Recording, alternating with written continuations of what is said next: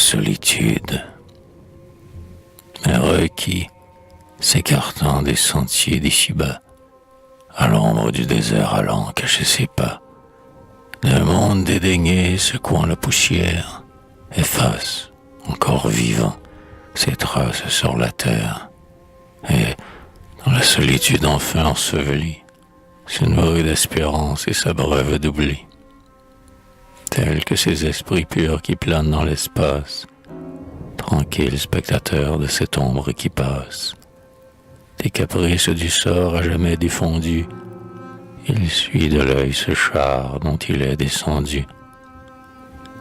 Il voit les passions, sur une onde incertaine, de leur souffle orageux enfler la voile inhumaine. Mais ces vents inconstants ne troublent plus sa paix. Il se repose en Dieu, qui ne change jamais. Il aime à contempler ses plus ardis ouvrages, ces monts, vainqueurs des vents, de la foudre et des âges, où dans leur masse auguste et leur solidité, ce Dieu grave à sa force et son éternité. À cette heure où, frappés d'un rayon de l'aurore, leur sommet enflammé que l'Orient colore, comme un phare céleste allumé dans la nuit, jaillit étincelant de l'ombre qui s'enfuit. Il se lance, il franchit ces riantes collines, que le mont jette au loin sur ses larges racines, et, porté par degrés jusqu'à ses sombres flancs, sous ses pins immortels il s'enfonce à pas lents. Là, des torrents séchés le lissolent et sa route. Tantôt les rocs minés sur lui pendent en voûte, et tantôt, sur leur bord tout à coup suspendu, il recule étonné, son regard éperdu, jouit avec horreur de cet effroi sublime. Mais sous ses pieds, longtemps, il voit tournoyer l'abîme. Il monte, et l'horizon grandit à chaque instant. Il monte, et devant lui l'immensité s'étend, comme sous le regard d'une nouvelle aurore. Un monde à chaque pas, pour ses yeux semble éclore, jusqu'au sommet suprême où son œil enchanté s'empare de l'espace et plane en liberté. Ainsi, lorsque notre âme, à sa source envolée, quitte enfin pour toujours la terrestre vallée, chaque coup de son aile, en l'élevant aux cieux, élargit l'horizon qui s'étend sous nos yeux.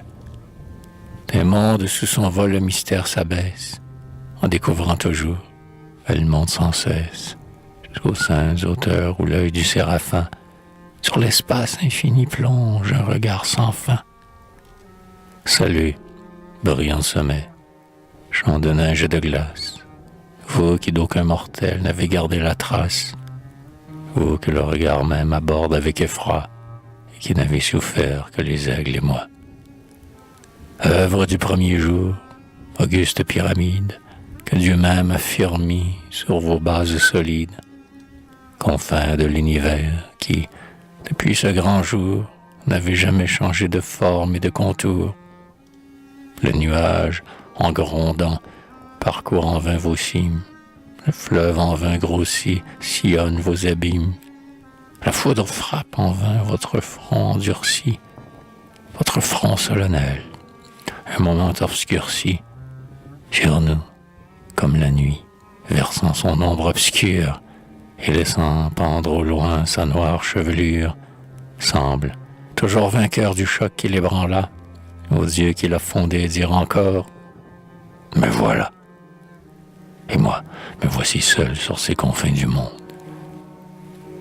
Loin d'ici, sous mes pieds la foudre vole et gronde, les nuages battus par les ailes des vents, entrechoquant comme eux leurs tourbillons mouvants, tel qu'un autre océan soulevé par l'orage, se déroule sans fin dans des lits sans rivage, et devant ces sommets abaissant leur orgueil, brise incessamment sur cet immense écueil.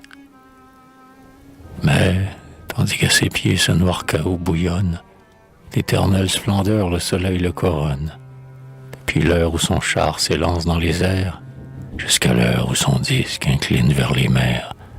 Cet astre, en décrivant son oblique carrière, d'aucune ombre jamais n'y souille sa lumière, Déjà la nuit sombre a descendu des cieux, qu'à ses sommets encore il dit de longs adieux.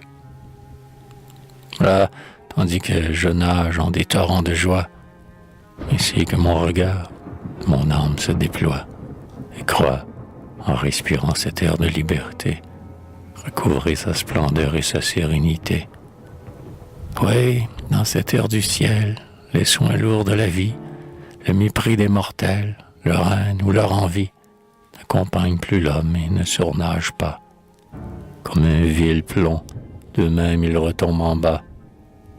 Ainsi, plus l'on est pur, et moins l'homme y surnage. À peine de ce monde, il emporte une image.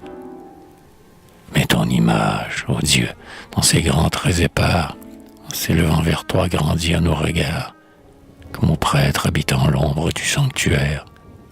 Chaque pas te révèle à l'âme solitaire. Le silence et la nuit, et l'ombre des forêts, tu murmures tout bas de sublimes secrets. Et l'esprit, abîmé dans ses rares spectacles, par la voix des déserts écoute tes oracles.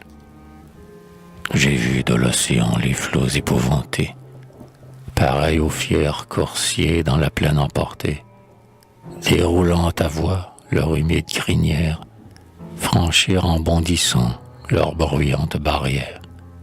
Puis soudain, refoulé sous ton sein tout-puissant, dans l'abîme étonné, rentrer en mugissant. J'ai vu le fleuve, épris des gazons du rivage, se glisser flots à flots, de bocage en bocage, et dans son lit voilé d'ombrage et de fraîcheur, bercer en murmurant la barque du pêcheur. J'ai vu le trait brisé de la foudre qui gronde, comme un serpent de feu se dérouler sur l'onde, le zéphyr embaumé des doux parfums du miel, balayer doucement l'azur voilé du ciel. La colombe, essuyant son aile encore humide, sur les bords de son nid posé un pied timide, puis d'un vol cadencé fendant le flot des airs, s'abattre en soupirant sur la rive des mers. J'ai vu, c'est mon voisin dessus où tu reposes, cette neige où l'aurore aime à semer ses roses, ces trésors des hivers, tout par mille détours, dans nos champs desséchés multipliant leur cours, sans rochers de cristal que tu fonds à mesure, viennent désaltérer la mourante verdure.